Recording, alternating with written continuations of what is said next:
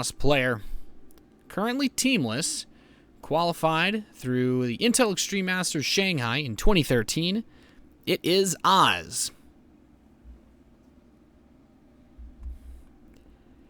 And his opponent in the Northeast, spawning as the blue Protoss player, invited to fill a couple of the leftover slots here.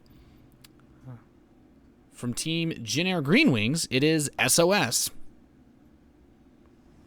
Formerly Wungjin Stars, the BlizzCon champion. sOs had a much more prolific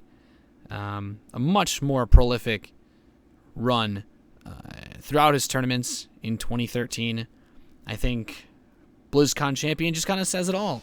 I could try to tell you a bunch of grand stories or look up a bunch of statistics about sOs, but he has shown that he deserved to be one of the top recognized players, without a doubt, in 2013, and he would love a piece of this $100,000 prize. Keep in mind, the winner of this best of 5 will move on to play against the winner between Jachi and Revival, which we might be bringing on this channel next.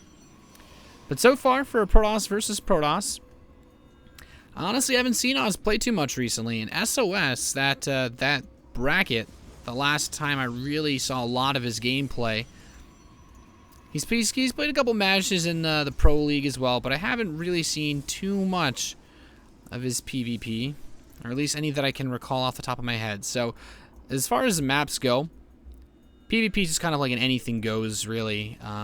Neither player has done anything extraordinarily different from the other. A slightly delayed gas from sOs, whereas Oz has taken both a little bit faster. So there's a potential we can see him banking up a little bit more. If he wants to get his tech out faster, he can. Both players opting for probe scouts, and I like that they've made sure to check out the main base areas. There's so much on the line at this tournament. It's really funny to think about it. Like, the last thing that you want to do in a tournament where the top first place prize is $100,000 is lose to some variety of cheddar. And because of that, expect all players competing really to be very attentive towards what their opponents are up to. We have a second gateway coming in for sOs, so this could potentially be, with this Mothership Core, fast double stalker play. Could be fast 3 stalkers, 5 stalkers if he's feeling crazy. And from Oz, he still hasn't actually placed any tech yet, just opening straight up with a Mothership Core and a Stalker. So opening up with the Stalker doesn't really lean towards any type of fast expand base play, at least not immediately, not anything like a Sentry. So we could still have a Twilight Council or a Stargate, and it is a Twilight Council from Oz. This makes a pretty reasonable amount of sense. Yonsu, there's a good amount of space to blink around, especially for mid-game harass, and it's also solid against a decent variety of openers, the extra micro potential that you can get versus builds like Stargate openings, actually. And Oz actually manages to find sOs's probe out on the map with the Mothership Core. Pretty nice, checking a rather common area, as sOs's Mothership Core ends up taking a couple of shots from a Stalker that Oz has, and losing those shields does need to be careful, as the Stalker for sOs could do quite a bit of damage. And really, it's just sOs playing what seems to be very aggressive. He's opened straight 5 Stalkers, incredibly aggressive with a 3rd gateway. This could be this pretty much does look like it's going to be a very heavily committed, almost basically all-in push with 3 gateways, no upgrades, no further tech.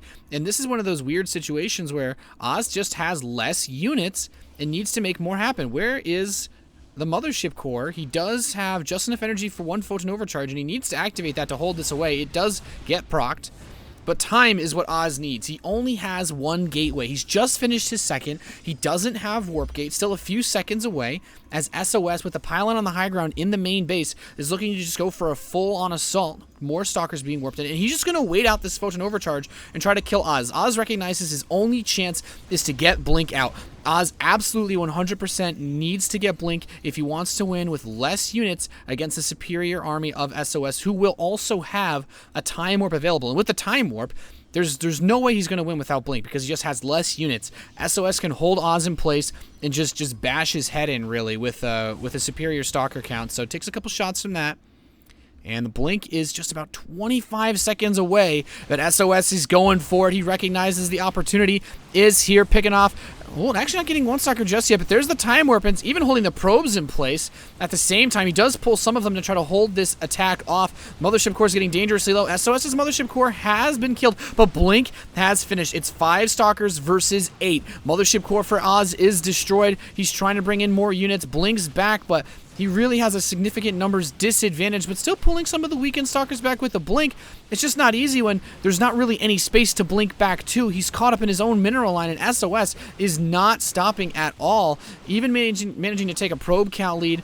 He might have just secured himself a pretty fast game one. All the stalkers for Oz are dead, and this is sOs being, well, sOs. Incredibly aggressive play to give, well, a really fast game one victory here at the Intel Extreme Masters World Championship.